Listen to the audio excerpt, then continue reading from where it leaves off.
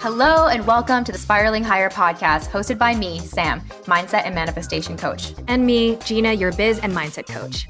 We're here to support you on your spiritual journey by bringing you intimate and raw conversations about healing, manifestation, consciousness, and spirituality. We hope this podcast makes you feel less alone as you become aware of your patterns and limiting beliefs to up-level your life, manifest like a boss, and together, spiral higher.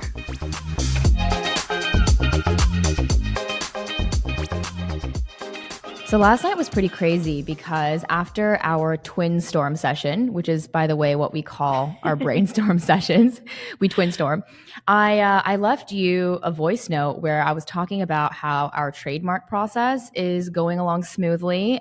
If you all didn't know already, we are trademarking Spiraling Higher. Yeah. Very exciting. And I was in this voice note telling you about how that was being trademarked and how we would need to probably eventually reincorporate under that name once it's trademarked. Mm-hmm. And then I caught myself as I was listening to my own voice and I thought, holy fucking shit. I cannot believe I'm saying these things. It's been only a year since we pretty much started this podcast. Like, how does that make you feel? Honestly, even 1 month in, 3 months in, 6 months in, I feel like we both keep on reflecting like how long it feels, but how quick it feels. And we really just are in this vortex of no time, I feel, when it comes to this creation. I think you and I have both shared that this has been the most easeful thing I've ever done. Yeah, but in a lot of ways, it's the biggest thing we've ever done. It totally is. It's the biggest thing I've ever done. It's the most effort, energy, and passion I've ever put into anything. But it just feels the easiest because it feels like my highest calling. And so when we started, we really had the intention of, number one, being honest and truthful with each other and connecting in conversation with each other. And then the next layer was, will these conversations, if they're so helpful to us, will they resonate with other people? Will other people see themselves in our stories? Will they relate? How can we also be a voice for Asian, American, Canadian women? And it just kind of kept rolling from there. And so like I said, last night, I had that moment where I just paused because I think, we're so busy manifesting and creating and expanding, but we don't think about how the moment you are living right now is what you dreamed of last year, 2 years ago. And I thought about our 1 year ago self and then even our 2 years ago selves. 2 years ago selves would be like, what? What are you talking about? This wasn't even on the radar. Complete disbelief. But then the 1 year ago selves, I think, would believe that we were still doing this, but would be like, oh my God, like you've already trademarked the name and like incorporated yourselves and like, holy crap, like you guys are really doing it. But it did feel like such a natural unfolding. Like we didn't force it to this place. I was just going to say, I feel like this is the most unattached either of us have ever been with anything that we want so bad. And it's so important to both of us. And usually anything that's important to you is what you are most attached to. What you try to control. Of course, because you want it so bad. But I think in this case, we were so unattached because as long as I'm doing something with you, like everything else is a bonus. So the gift, the gift has been the journey. Because when we sit down to record these episodes or we have our twin storms, we're literally just like two little kids with an easel. I swear. It's like, we're just like, let's make a plan. Like, let's play. And the results, whenever we find out that we've had a new review, or I think recently I saw the number of 5-star ratings and I was like, whoa, that's a lot. Because we don't check. So when we do see it every once in a while, it is kind of surprising and a little bit of a delight to see. But that's not why we're doing it. Exactly. And I feel like so many people start with, using whatever it is that they're using as a means to an end rather than seeing the manifestation as the journey itself. Because those results, those beautiful numbers, right, measurements, they just represent how much love we've been putting into this. And also I feel too, Gina, I have to mention, we've done a lot of work. Like, oh my gosh. Like, it's funny. This past year has been, I feel like we've been doing 10 practicums in one. Like, literally, it's the rock and roller coaster. It's the rock and roller coaster, but like if you didn't like roller coasters. Like, it's like, I feel like we're on it and we can't get off because we've committed to a greater, bigger mission. And that mission requires us to unlayer so many, doubt, so much guilt. It's really fear. Just burning away all of the illusions.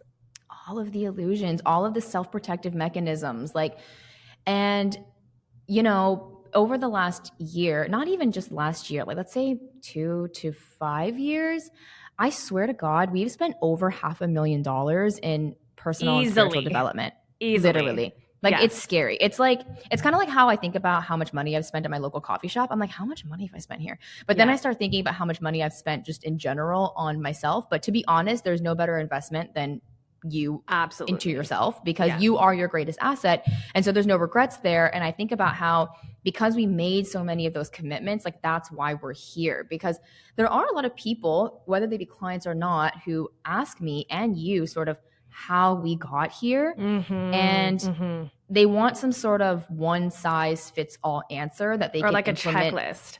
Yeah, they want to like implement the checklist today. They're like, how do I get to like a top 1% podcast like in 1 year? How do I like make multiple six figures?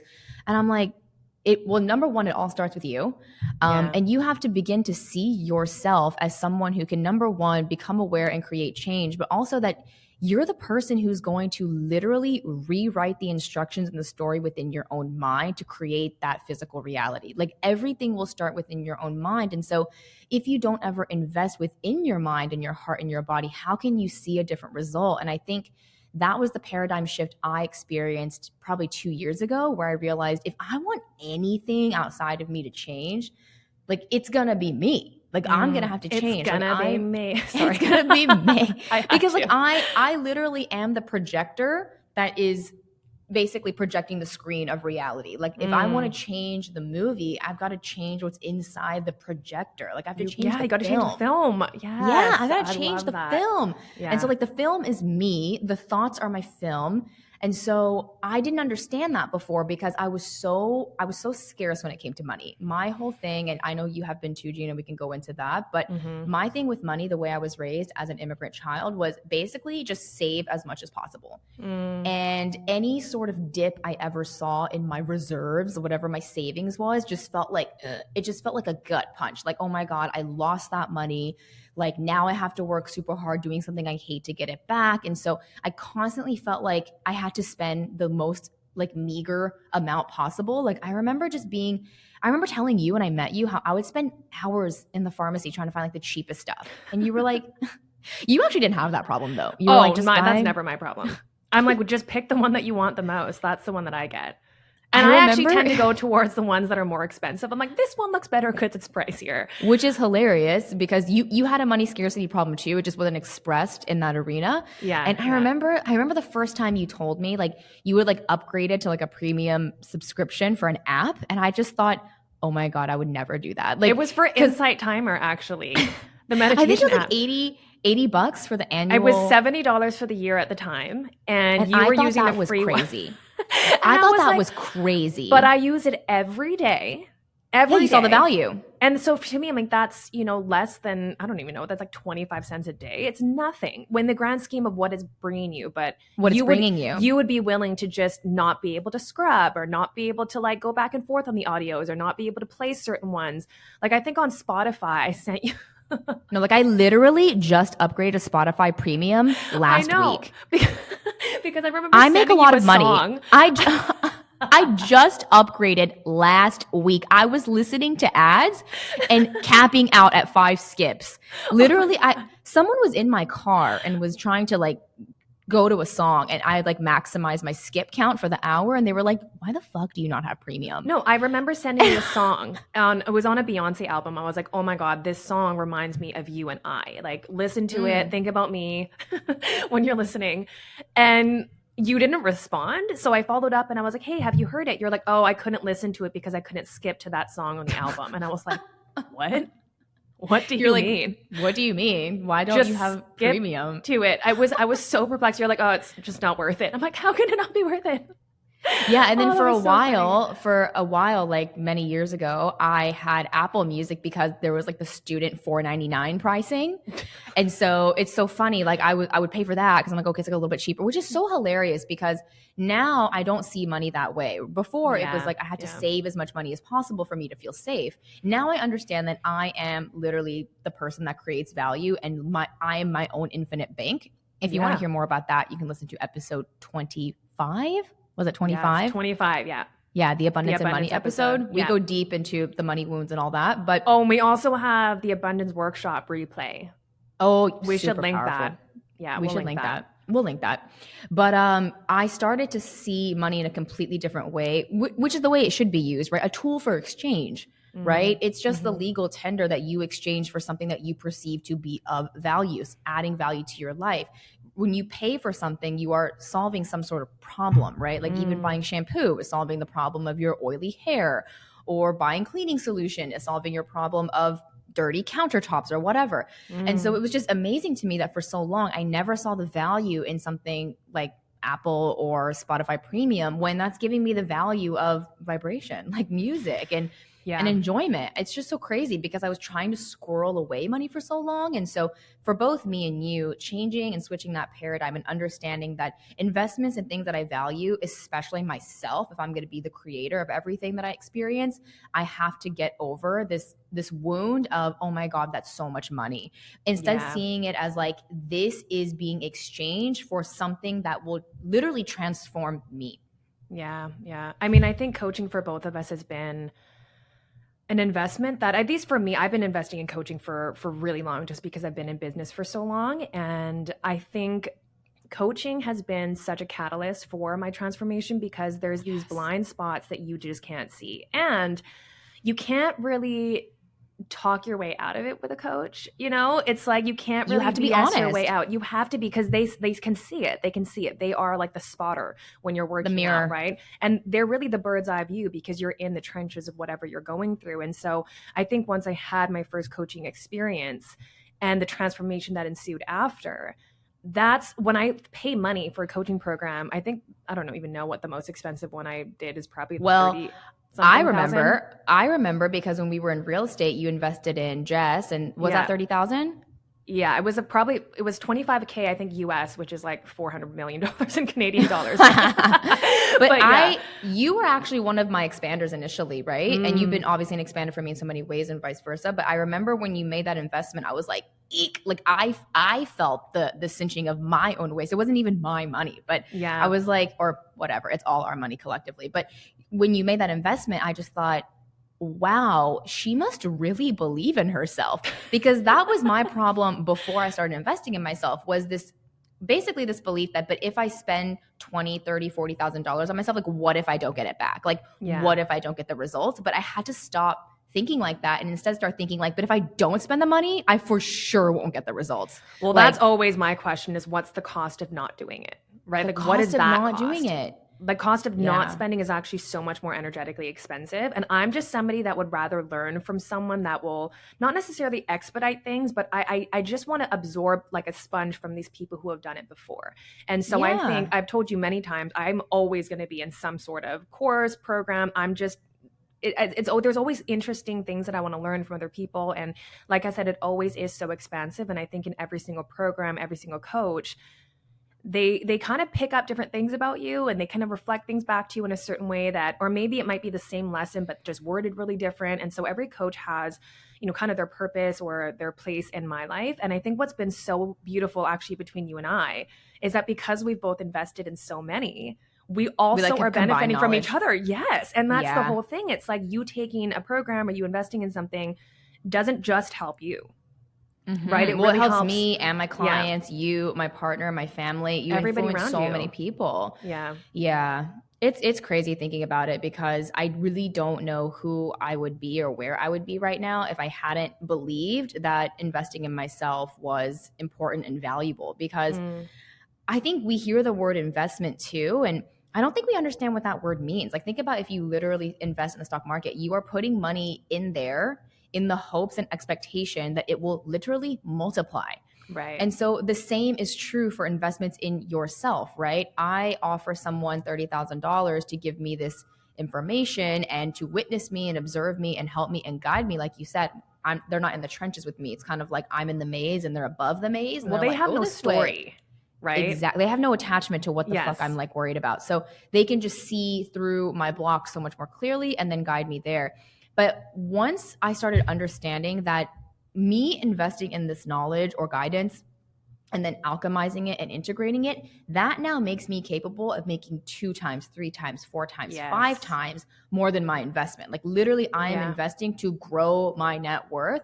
And before it was so hard because I thought like, but like I'm gonna lose the money. Like and even for us still, like when we pay, and I often pay in full because I'm like, well, I got a discount by paying in full. Yeah. So yeah, I remember you paid in full and I was like, holy shit. So I started paying in full, and it's just there's a hit to your bank account. You see the numbers drop significantly. Let's say it's a $20,000 investment. That's not nothing, right? But I had to start seeing that as like, okay, like in 6 months time, 12 months time, like I will have generated 2 times, 3 times, 4 times, but not even just that. Like this information and guidance like lives with me from now on. Like it becomes a part of my being. Yeah. And who I would have become or not become without that is just unfathomable. Like I needed to start seeing investments in myself as like gateways to literally higher versions of me. An expansion like portal. Yeah.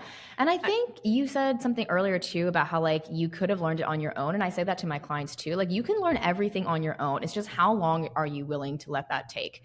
Right. Yes. Because and how long are you gonna to me, okay, this is maybe not the best example because I know people are not really into epidurals, but to me it's kind of like you could have a baby with no medication. You could. But for me personally, I was like, I would like an epidural, right? It's kind of just like, what vehicle would you want to do? You could walk to Disneyland from Canada. You could. It's possible. Or you but you can also fly. Yes, you can fly for a bit of an investment. And like, how do you want the journey to feel?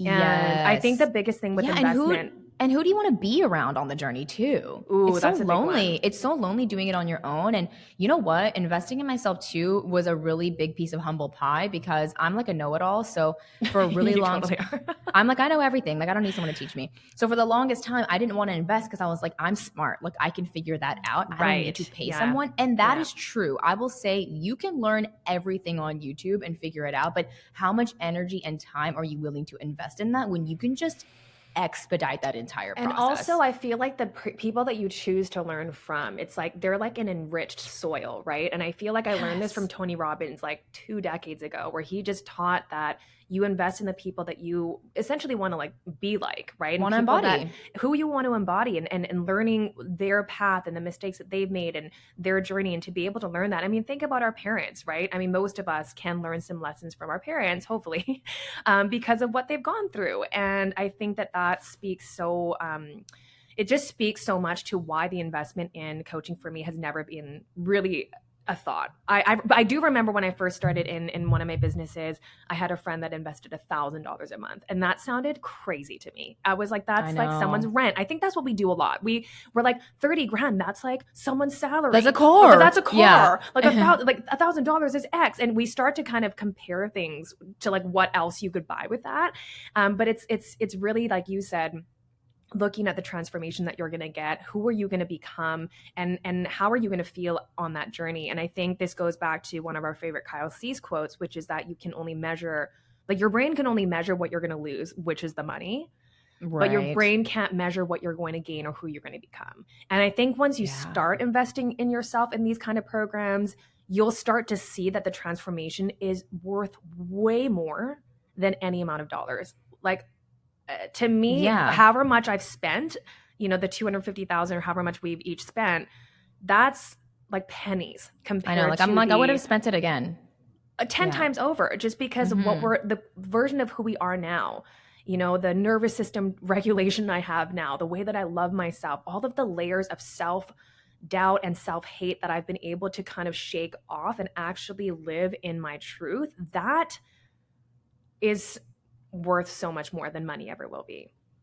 Yeah, that's a really good point. We said this in the episode 25 too, but sometimes what you get in exchange is not necessarily money, right? Yeah. And money can always be created by and through you. If you want to watch the abundance workshop, you'll learn that. But I also realized too that by investing in, sometimes it was one-on-one, sometimes it was group masterminds and with other people, but also the relationships I formed with both coaches and my mastermind sisters is what I call them. I could not put a price on that. It's kind of like, honestly, it feels like, okay, I'm from the South. I went to an SEC school. So sororities and fraternities are a really big thing there. And people always joke that it's like, oh, like you're paying for your friends.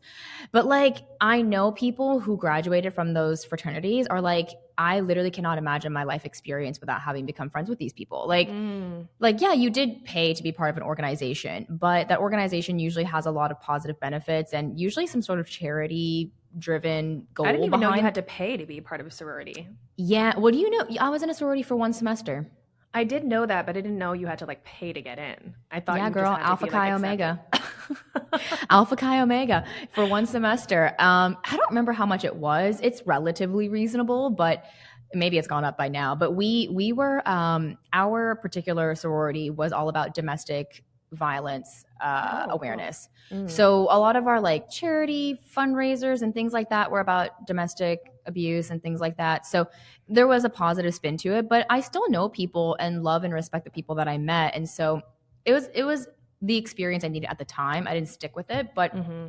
it kind of feels like that. Like I know people who are still, it's crazy. Like I've been seeing a lot of those people get married on my feed Mm. and I'm not like super close with them anymore, but I see all of the sorority sisters in their like maid of honor, like bachelorette Right. parties. And I'm like, damn, like you guys stayed close. That's awesome. Cause I also transferred schools. So it kind of makes sense. But I thought that investment, right, was so much more than, oh, like just being a part of something for 4 years. Like it completely informed their entire life and social circle. Yeah. And And I mean, even if you yeah, are like quote unquote paying for your friends, who cares if they end up being great friends? Like honestly, who I cares? mean, that's how I feel about my mastermind sisters. Like I still talk with all of them frequently, and I think like, wow, I literally paid to become friends with y'all, but like I'm so happy. Like because Well, I I think wouldn't have about met them otherwise. well, that's the whole thing. I mean, even how you and I met. I mean, it was such a weird way that we met, but I'm so glad that you got into real estate at the time that you did. It's actually kind of funny to me. I was thinking about it the other day that if I knew you now, like, I mean, obviously I know you now, but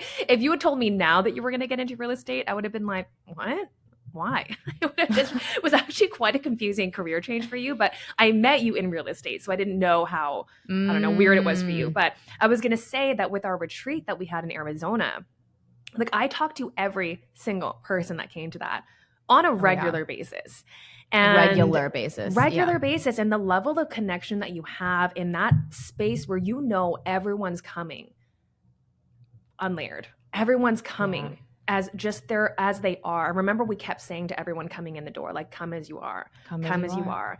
And some people were going through a really hard time. Actually, myself and actually both of us were actually going through quite a bit Yeah, during that time. And even you, as like the host of it, you got to come out and say like, hey, like I'm struggling too. And that was one of the most healing things for everyone to hear that, oh my gosh, like even she's going through things. And of the course. talks around the fire, that end of the retreat activity we did where we had to like write little notes and letters to each other, all of those moments were so rich, just so enriched. Yeah. I don't know, like nutrient dense for our soul. I know. I remember just eating too, like all the meals that we had. Yeah, yeah, And I yeah. felt like I was eating, like, the food was like high vibe too. We had a beautiful like vegan chef who She made was these amazing. gorgeous dishes. She was amazing and she was so sweet. But I felt like when I was even eating, like I was eating so much more than the food. Like Yeah. just the vibration and the aura and the energy of all of us being together was, my whole body just felt like I was buzzing. And so yeah, it's been really our highest intention to continue to create and bridge these connections because they've been so valuable to us. And truly, I really do not think that Gina and I could have gotten here without having each other. There's no Like way. healing, I there was a time before Gina and sort of right after we met where a lot of my healing was happening behind closed doors. Like I Mm-hmm. was feeling a lot of shame for the things that I was sort of like recognizing, and becoming aware of your patterns is like a brutal fucking time. It's like Mm-hmm. when you identify with the pattern, you can't see yourself in the pattern. It's kind of easy to keep perpetuating the pattern. Yeah. But then as you begin to see yourself, it's like, it's kind of gross. You're like, ugh, like, why am I like that? And you start to kind of judge yourself and like shame yourself. And then I think a lot of people get stuck in that mode of healing where they keep hiding that part. Or And trying to like, fix it. Like there's something wrong with yeah, me and I want to get rid of it. and so therefore I don't want to show other people, so you Exactly. isolate yourself. So I had like this very isolated healing journey initially, which was kind of composed of me like constantly devouring content like spiritual texts and like my own rituals or whatever, but I wasn't in communion with anyone. No one was witnessing me, no one was seeing me and hearing me. It was just like me and me, and honestly it was Yeah. just a lot of me fighting my own ego at the time too. Like it wasn't really a letting go and a surrender and a healing, it was just Yeah. like me judging all my patterns.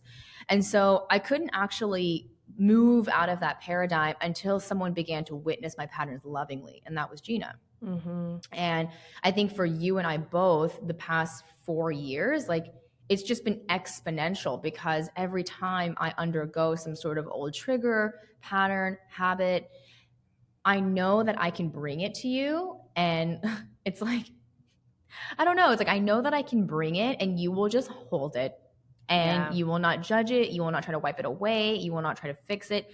You get to be the loving mirror and witness that I'm learning how to be for myself. And so it's almost like I needed to witness you, witness me, to know how to do it for me. Yeah. Yeah. And I think the other thing too, just to kind of add on to that, when I come to you with something that I feel like is so shameful, I feel like now we're like, hey, I'm going through this. Yeah, this is what we've I'm thinking. gotten past that We're layer. so past that part. It's kind of like, I don't know, maybe when you first meet your partner and you're kind of like getting a change in front of them. That too. You're like, you kind of do like you kind of do one of those smiles that are like, eek. Yeah. You're like, ooh, did you see that? Did you hear that? Shoot. Totally. And then eventually you're just like, I don't freaking care. Right. But I think with you and I, like I, in the beginning, would share something with you that felt so heavy and so dark, a part of me that I just would never show anybody, because I would never want them to change the way they think about me, which is really how I think about myself. Shadow. I was so scared and so fearful and so embarrassed and so ashamed. But then I would come to you and share something with you that was what I thought for sure you're gonna like not want to be my friend anymore. You're gonna just think I'm like the worst person. You would just see me. You didn't see anything else. You just saw me. And you could identify that's just a part. I mean, I remember one of the conversations we had and you were just crying so hard and you were like, in the car? No, we're both in the car. We were on the phone. But you kept saying like, I'm such a bad person. Like I'm so bad. And then I think I said, you're not a bad person. You're a healing person.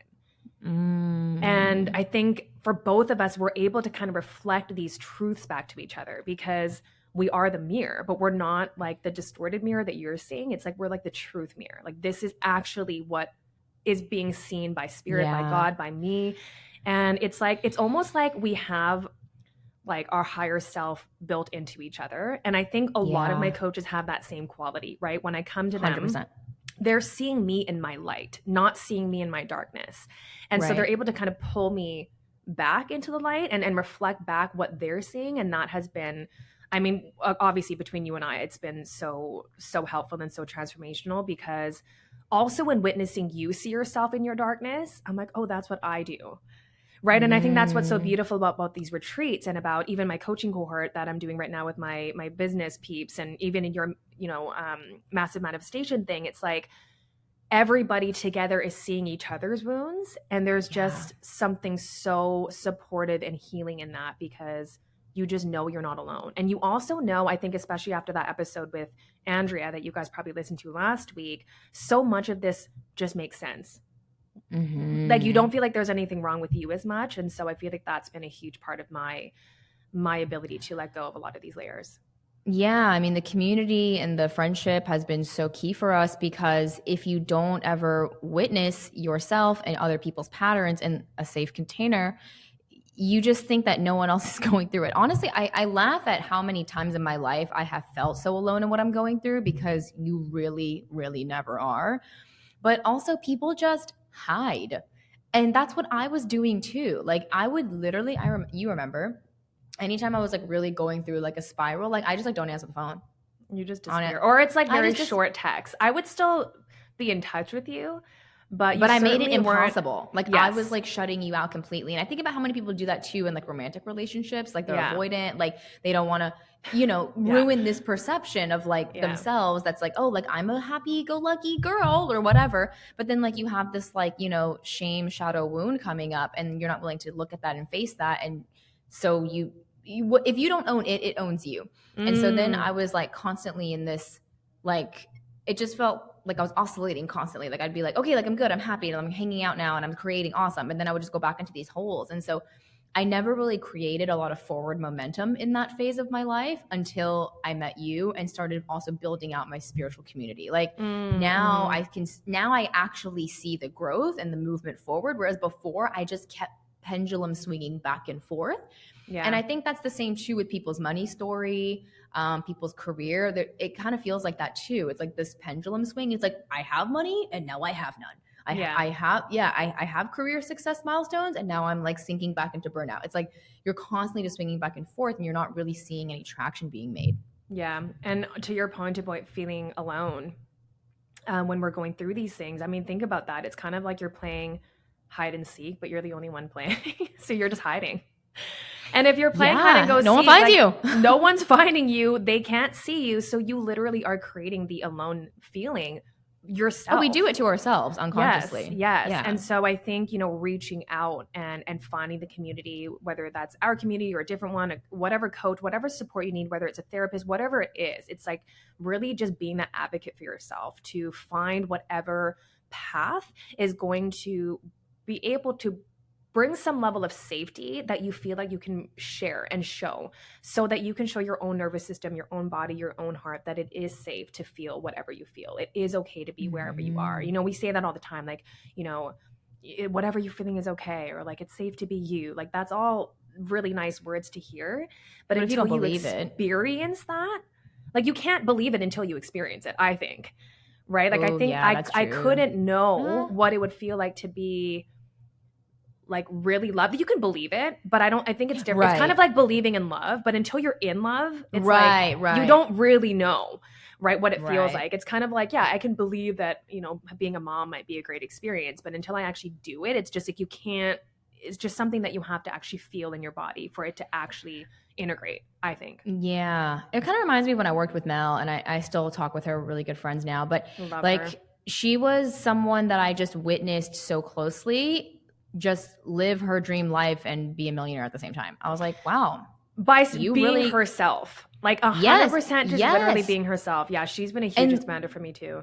I feel like literally just through osmosis, like just being beside her, like I'm being like influenced just the way you are with your parents. Like you're just osmosising like all the stuff that they are believing about themselves and all their actions. And so by being in containers around her and like so many other people that I've worked with, I just through osmosis, like literal proximity, but also, intentional action, I'm able to create very similar results that are unique to myself. And so, all of that to say, Gina and I have been for the past few months, basically really diving deep together to figure out how can we help people take the work that we've done further and accelerate the process for them. Because I think that when something is so impactful for you and changes your life, your natural MO is that you want to teach it to other people. And that's why we became coaches, right? I had never felt more transformed in my life than when I was a coach. And it kind of reminds me of how, when people get really into fitness, all of a sudden they're like, well, now I want to help people get into fitness. It's like whatever the thing is that transforms your life, generally speaking, you will go back and help your past self. Yeah. And so that's what led us to become coaches. And obviously our podcast, our free community, and the containers that we have created for people's transformations. But then we wanted to combine forces. Yes. And already, if you're a listener of this podcast, I'm assuming you love both of us and our dynamic. So we've been thinking for the past several months, okay, what has been the most helpful to us? And how can we create our own unique way of distilling these practices, creating these connections, essentially all the intentions we've mentioned here today, for other people in our community. Hey listeners, quickly interrupting this episode to say that if you're loving this conscious conversation, we're inviting you to join the dialogue with us inside of our free Spiraling Higher community. It's our favorite place on earth, and it's where you can meet like-minded souls on their healing journey and discuss what you're spiraling through with your conscious besties. It's where we continue this conversation long after the episode ends because, as we all know, healing is an upward spiral. So join the conversation, share with us your insights, questions, and breakthroughs. We're here for it all. You can join by creating a free account by clicking the link at the top of the show notes. Can't wait to see you in there. Yeah. And I think for us, it's really creating creating something that we genuinely would have needed and wanted, Would have right? And wanted. that's why we created the podcast, because this is the podcast that we really needed, or honestly, even right now, we need all the time. We listen to our episodes all the time and learn so much. And so, I also think of this as like what I would want to show and teach my daughter, right? It's like it's all of these deep truths that we want everyone to know, because so much of our suffering comes from these illusions and these lies that we're living by, but they're not true. And it's, again, not enough to just know it, right? We can read all the books under the sun, but as Abraham Hicks always says, words don't teach, experience does. And so we wanted to create the experience for you to learn and embody and integrate all of these knowings, and especially with the combination force of both of us, because I truly think that in most of the programs, I mean, all of the programs I've ever taken, there's only ever one coach. And I think what's so beautiful about you and I mean, if you want to go listen to our astrology episode with Ocean, she so beautifully explains even our charts and how perfectly synced they are, and the different missions that we want to carry out and things that we want to teach. And I think it all just combines into this fully comprehensive full meal package of really everything that you're going to need to become your true self and really live in that truth, instead of staying attached to these layers of self-doubt, lack of self-worth, fear, anxiety. I think for me, probably the thickest layer, my biggest wound, is the self-worth wound, right? Which is then coupled with the fear that I'm not good enough. And that really has driven all of my actions. Yeah. But not anymore. I know. And I love how you said we wanted to create the experience, because it really will be an experience, and we are going to get into the details, but we just want to give you guys context too. I think that what Gina and I have been witnessing is that all of us have patterns, right? Yeah. And we have patterns that are formed out of fear, out of shame, out of guilt, low self-worth, insecurity, doubt I mentioned. And these patterns are not enough to just know with your mind. I think a lot of us know, like, yeah, I'm like that. But what's the difference between knowing and becoming aware of a pattern, actually breaking and changing a pattern? And a lot of that's going to come through accountability, witnessing, vulnerability, right? Being able to actually admit that, like, yeah, like for you, like I yell at my kid, whatever it is, right? How can we be vulnerable and accepting and compassionate about that in community, so that we can actually begin to heal and move forward? And so this amazing experience that we have created is actually going to be called the Unlayered Self. I was trying to say it at the same time. I know you are. And it's a 6-month coaching mastermind for cycle breakers. Yes. And so who we are trying to attract into this container, this experience for 6 months, are people who are wanting to break the cycle, because these cycles have been inherited from your mom, your grandmother, so on and so forth, right? There's been 4,000 people, ancestors before you that have created and called upon you to break this cycle. And if you don't become aware and bear the torch to break this cycle, it will just get passed on to your kids. Not even your kids if you don't have kids, but the people around you that you influence, because you are connected to the all. You have an influence on the people in your community, especially if you have kids. But just by changing yourself, you change the power and the energy of the collective. And so when we were thinking about this, we were thinking about women who specifically, but not limited to, but have sort of like immigrant child trauma, right? Yeah. Your parents were in deep scarcity when they immigrated, or when they were trying to make their way in the world. There was a lot of fear, a lot of scarcity of resources, a lot of competition-based narrative, right? Comparing you to other kids, like constantly trying to really create this literal doll of you, right? Create this mask, this persona, and then you then learned who you needed to be in order to make them happy. And it's sad to me that a lot of current adults are still living with that persona and that mask on. Yeah. I think parents just often, even if you're not an immigrant, right? Parents, I think, do invest so much into their children, right? Like we work for them, we take care of them, and we do all of these things. And then a lot of parents unknowingly pass on this feeling of like, I need to do this justice, right? I need to kind of like not pay them back, but almost because of their deep sacrifice, I need to somehow match that and make that worth it, make it worth the sacrifices that they've made. And so we have literally become worthy. Yes. And we have to carry this burden around with us. And no wonder we all feel like this. And to go back to the whole generational pattern thing, I used to believe that generational trauma was more of like a woo-woo kind of like spiritual thing. No, there's science. There's so much science behind it. So there's a book called It Didn't Start With You that I'm obsessed with. And in the very beginning, they talk about how like I was in my mom's womb when she was in her mom's Your womb. grandma. Yeah. And so like my DNA was inside of my grandma. So whatever she was experiencing, and obviously, generations before that, but even just in that example, it makes so much sense why I embody so much of the fears that I'm sure my mom and my grandmother had, even though they were raised in Korea. I've never even been to Korea, so for me to understand how my grandma has anything to do with what I'm going through right now didn't make sense because I'm so far removed from being Korean in a Korean culture. Right. But think about our grandmothers too. They were literally living through the war. Yes. My dad was 2 or 3 when the war ended. Yeah. And of course, it just seems like with all the science that there is, of course that affects you, but we don't really think that way in the Western world. No. We don't give credit to that. No.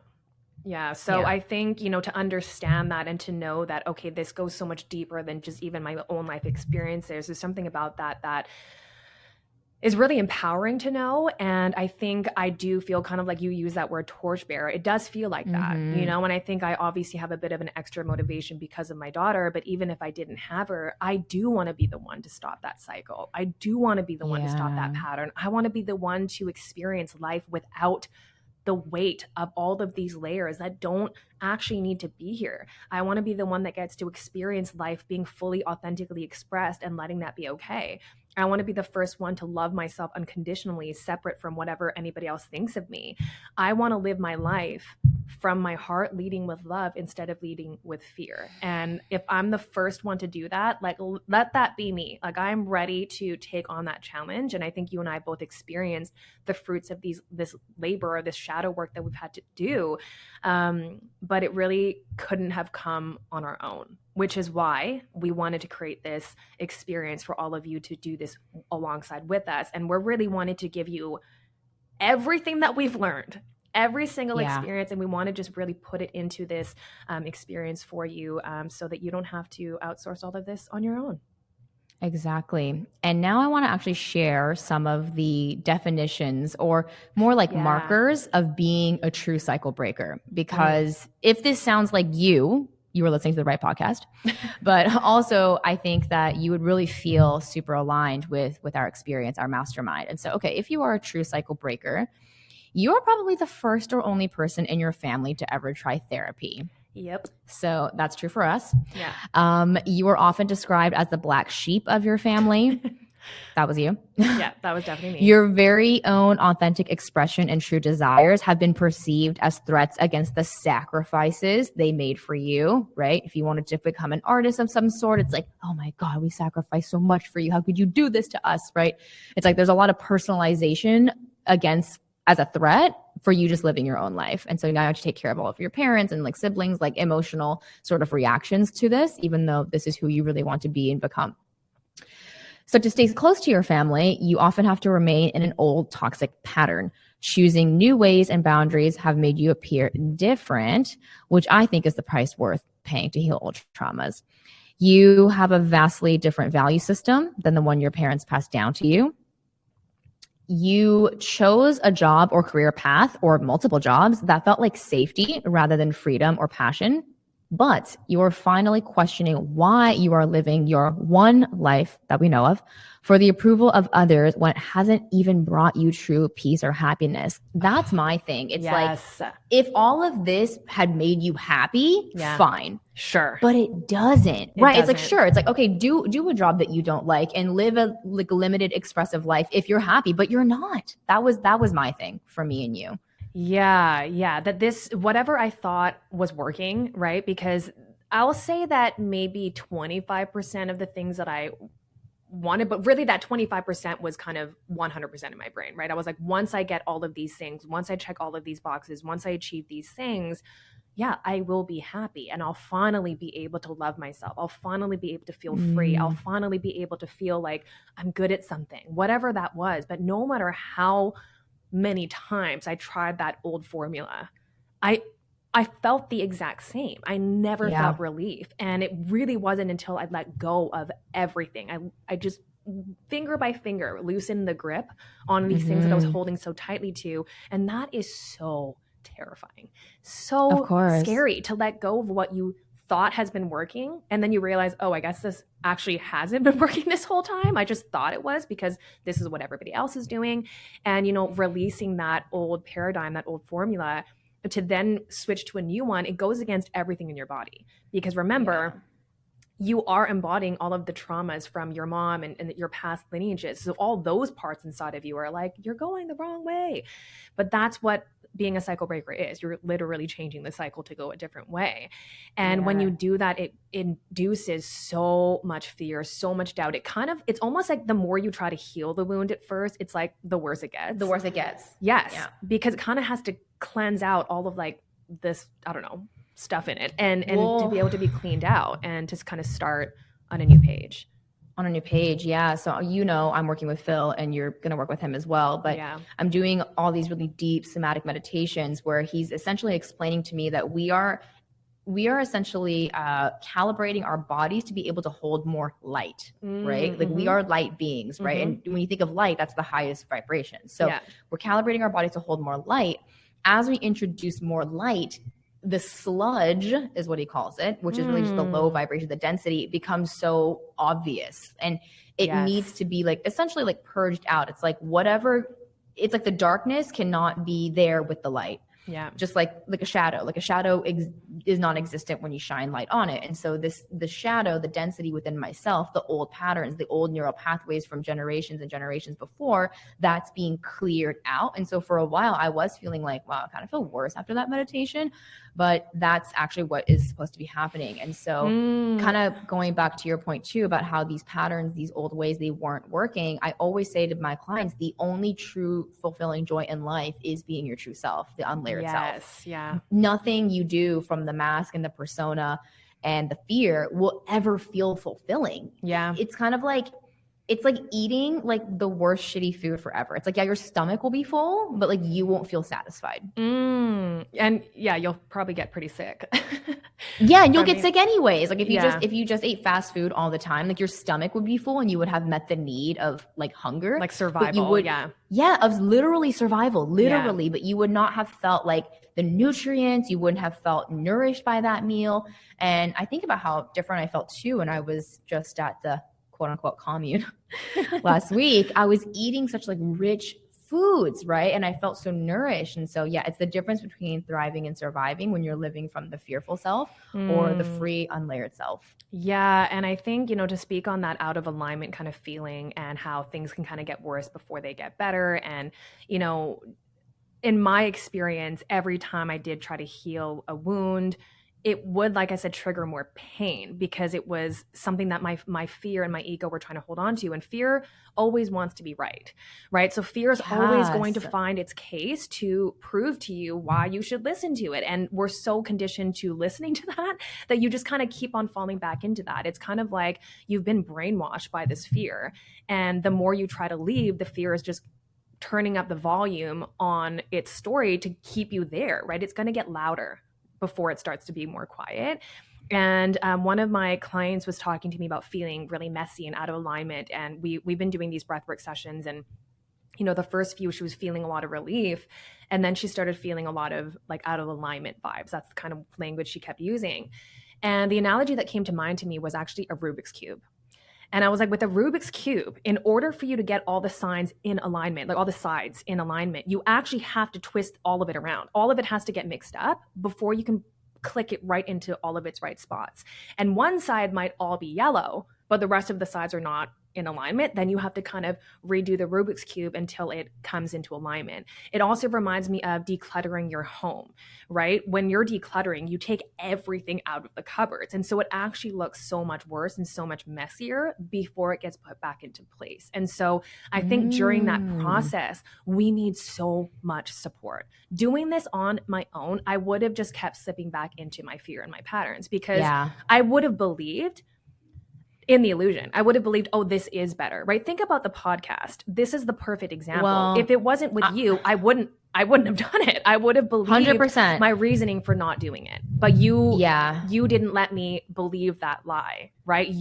Having you there to witness it didn't leave any room for the lies. Like, you were actually the literal light that was pushing away the darkness that was trying to creep The in. shadow. Yeah. Yeah. Yeah. I think about that all the time. How if you or I think, were to start this podcast alone, yeah, any sort of like mental block, shadow, or obstacle that came up, I don't think I would have been able to work through it, because it's kind of amazing. We kind of oscillate in and out of fear and freedom at opposite times. Yeah, So we're able to sort of be that anchor for each other. But obviously in a coach relationship, right? The coach is the objective observer of your experience. So they are always in quote unquote the light of what you're experiencing.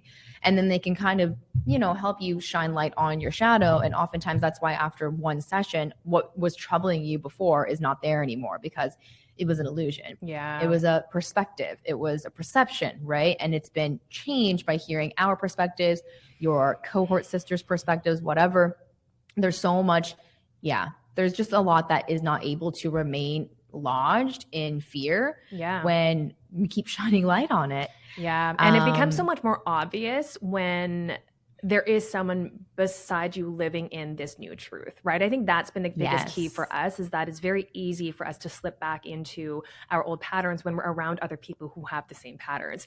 But when you're beside people who are breaking the cycles, you being the one to stay in the cycle becomes like the out of norm, right? And so that has been also really helpful for me, because my coaches and you have never allowed me to stay in the illusion. And it's not like, they're like, you signed up for this. Totally. And they're, again, they keep on reflecting back that truth. And I think I can honestly say that right now, I'm really living my dream life. And I think if I didn't invest in all of these things that I've learned in these coaches, the cost would have been me not living my dream life. And it's not because of the things that I have. My dream life and me living this amazing, abundant, free life has nothing to do with anything that I have. And it only has to do with how I feel. That's it. And it's completely your relationship to yourself. Yes. The way, my relationship to everything, right? It's like the way that I feel in relation to everything in my life, including the people, including myself. And that has been the richest experience for me, because again, like I just don't need anything. And I think developing this really deep, unconditional self-love for me, that really at first felt really awkward.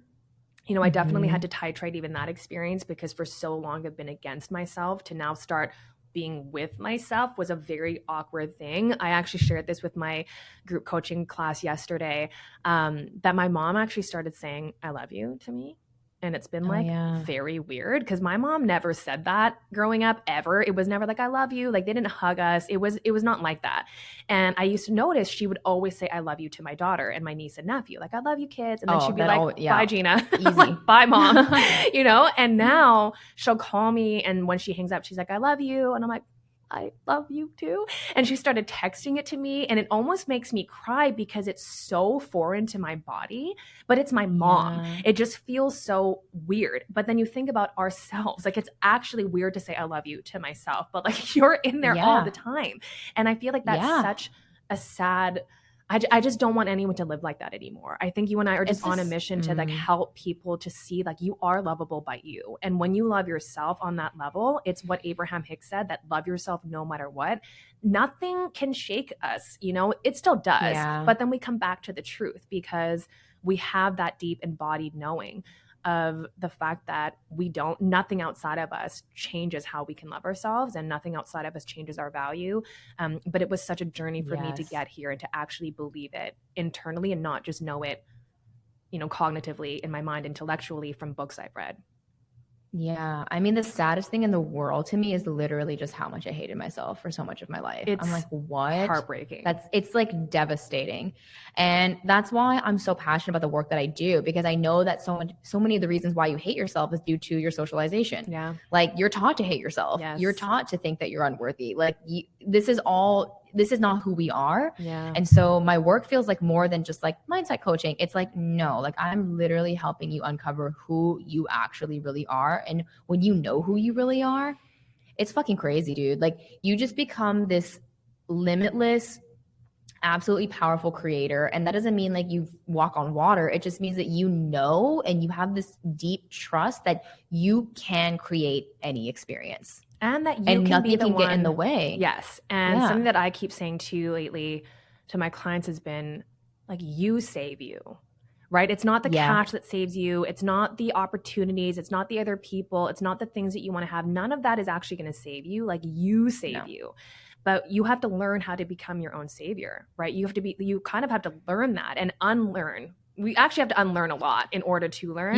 You have to unlearn the part of you that's been abandoning you Yeah. and like shaming you and creating separation within you. And I almost feel like that's the work.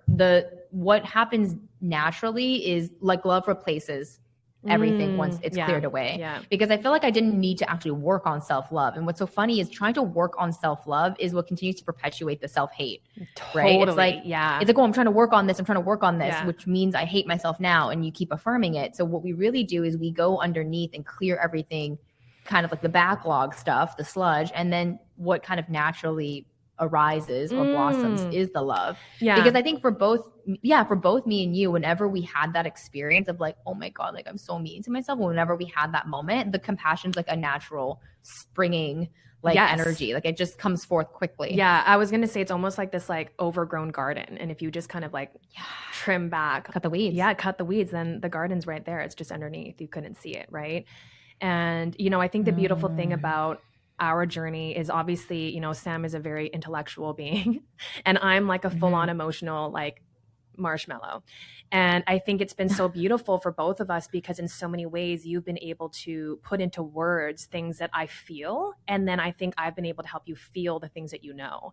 And, you know, it's actually really interesting that we've both kind of gone different routes with coaching too, right? In terms of what courses we've taken and stuff like that. And so much of what you've been mastering is mindset and understanding and explaining things in a way that people are going to get it.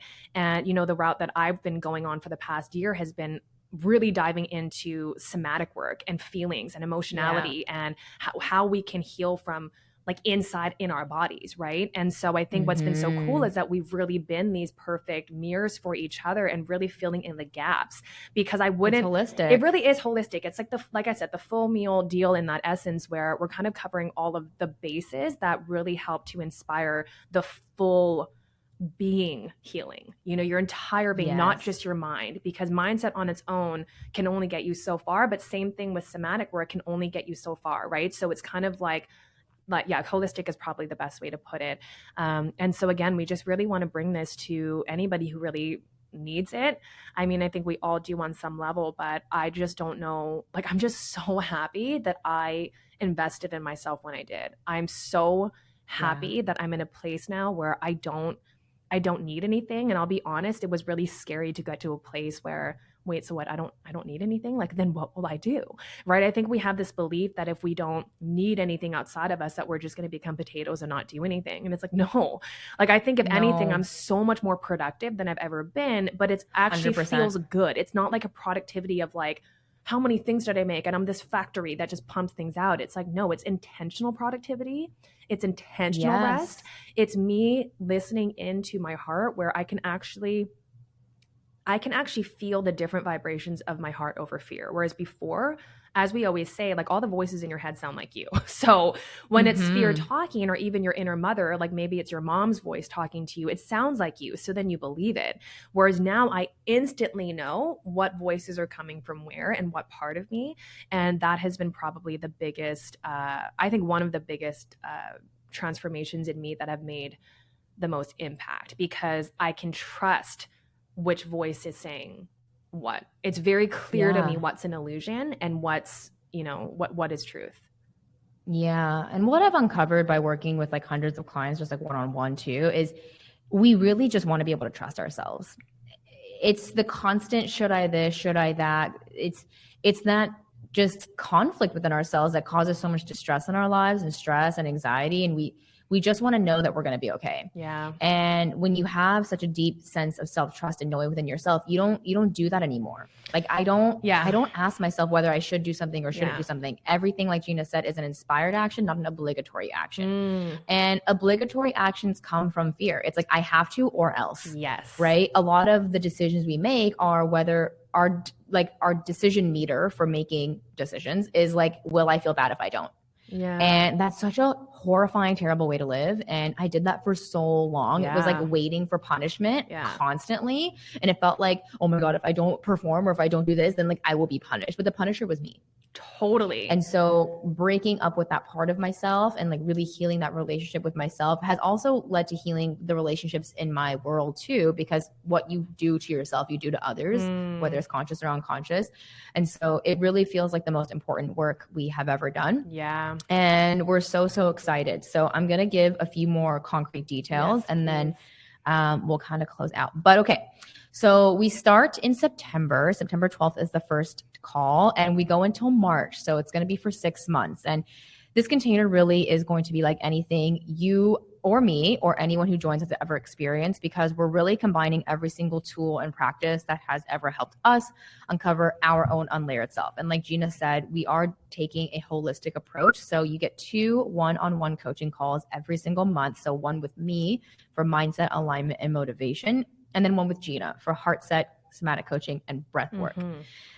In addition to your 2 one-on-one calls each month, you have 2 group community coaching calls. So for 6 months, you will be able to attend a call every single week if you have the time to hold you both accountable and at your highest. And the calls are recorded as well. So I should also say at this point that this mastermind is not for everyone, right? Depending on what your schedule is right now, how much is on your plate, this will not be the work for you. And we do have our free monthly calls inside of our community that we would love for you to attend if that's where you're at right now. But this is really for the person that wants to go to the next level and has the means and the time to be able to, because this is going to ask a lot of you. Yes. Because in addition to your 4 calls a month, you also have 2 in-person retreats. So included in your investment, you'll be able to join us in Joshua Tree in November for 2 nights. And then in Mexico for 3 nights. And so accommodation, food, activities are all covered by your investment. And we really wanted to obviously include the retreats because we've hosted one before and it was next level healing. It was like everything we had done online just became like super hyper speed once we were together because our energetic fields were all combining. And so, I mean, you can talk more about that, how transformative the retreats have been. Yeah. And just to note, the Mexico retreat will be in February, March, did we say? February. So they're not back to back. But yeah, I mean, I think there's something really special about taking it outside of a 1-hour Zoom call. I mean, the Zoom calls are so powerful too. It's just the potency of being together, side by side. There's something really magical about that and what really arises in all of us. And I think also being fully immersed, right? Not just for an hour or 2, but really for days in a row. And, I think during the retreat, but even just throughout the entire experience for the 6 months, I think the beautiful thing that we really want to encourage you to do is come as you are, right? Come as the messy version that's kind of falling apart before you come back together. And I think to have guides and a community around you as you fall apart and you allow yourself and permission yourself to kind of just break down so that you can pick up the pieces that do still belong and really shed the ones that don't belong. And we get to really energetically reconfigure ourselves. And then we get to start walking the walk again, alongside all of this community, right? So having that support is genuinely we had it for together, like you and I, and that's, I think, how we've gotten to this point. But to be inside of a container where there's more beautiful souls going through the exact same thing together at the same time, I really don't know what could be more powerful than that. And also more supportive for you, because going through this breaking down and really uncovering who you really are, for me personally, was it was really terrifying because I really didn't know who I was. I think when I first started becoming aware of my patterns, I was like, but then which ones are me? Like, who am I? And what do I really want to be doing? It was actually really confusing for me to even know what do I want to do with my life, because I was so programmed to wanting this thing that everybody else wants, all the societal conditioning or needing to prove myself in some way. And so I think, that can be extra isolating when you are literally shedding who you used to be. And there is this death of your old self. Yes. And that's a grieving period that, again, I couldn't have done on my own. I think I would have just crumbled back into my old self, which again is what your old self wants, right? It's going to fight to stay alive. These patterns don't want to die off. It's easier to stay in these patterns. And so I think having the support and the guidance as you're going through this transformation is going to make it just so much, I don't want to say the word easier. I mean, it is going to be easier, but also really difficult, but I think just so much more supported, and it's going to accelerate your ability and your ability to receive love from yourself and from others. Yeah. And actually these retreats are an opportunity for you to practice receiving as well, because our intention behind these retreats is like rich rest. Like the places that you guys are going to be staying, like you're going to be like, holy crap, I cannot believe we're staying here. You guys should just see some of the places we've been I know, I'm so excited. Yes. Part of the retreats, obviously beyond forging connections and integrating our teachings on a deeper level, are to also honor our ancestors by gifting ourselves these rich experiences that they could not have dreamt for themselves, and maybe that you haven't even dreamt for yourself. So like places that you never imagined yourself staying, and really wiring it into your brain that like this can be mine, and it is. And so we'll definitely give more details on dates for those, but the first one will be in Joshua Tree in November. The second one will be in February in Mexico. So if this journey is really calling to you, we invite you to apply and book your discovery call with us. So we'll drop the link for the Unlayered Self Mastermind here in the show notes. And just to keep this group as intimate and transformative and potent as possible, we are only going to have less than 10 people in the group. So that with Gina and I combined, we're a maximum of about 10 to 12 people. So if this is something that you really want to be a part of, then we definitely encourage you to apply ASAP, as we'll be enrolling until September, I think. September 10th. So you do have a little bit of time. So if you have questions, then you can ask us inside of our community. And if you also want to DM us on Instagram, that would be great too. You're probably already following us there, but it's going to be an incredible 6-month journey. We're going to be rewriting years of fearful programming, of course, unlayering all that self-doubt and self-sabotaging, and connecting with our community meaningfully along the way. Yes. So, I mean, if you are kind of on the fence, you're not really sure, you really have nothing to lose, apply, book the discovery call. And as Sam said, this is not going to be for everyone. So, the only really way to find out if this is in the highest alignment for you is to try and just see. And we're so excited to start having these conversations, having these discovery calls. And truly, I think both of us are at a point where we're just in a life where it's like, is this real? Like, this is actually my life. And again, to be able to fall in love with who I am and what life I'm living, it's like that is a gift that is truly priceless. And so we just hope that you all can also experience this gift of loving who you are and experiencing life that is led by love over fear. Yeah. So join us this September to discover your unlayered self and to become the embodiment of, like Gina said, love. We're so excited to meet you and take this work further. And of course, we'll continue to show up here on the pod and inside of the community. So if you haven't joined us there, we hope to see you inside, and we'll chat with you in the next one. Thank you so much for listening to this honest conversation. We hope it brought you peace, clarity, and a little bit further along your spiritual journey. If you loved this episode, it would mean the world to us if you left us a 5-star rating and a review so we can bring you more conscious conversations, spiritual topics, and guests.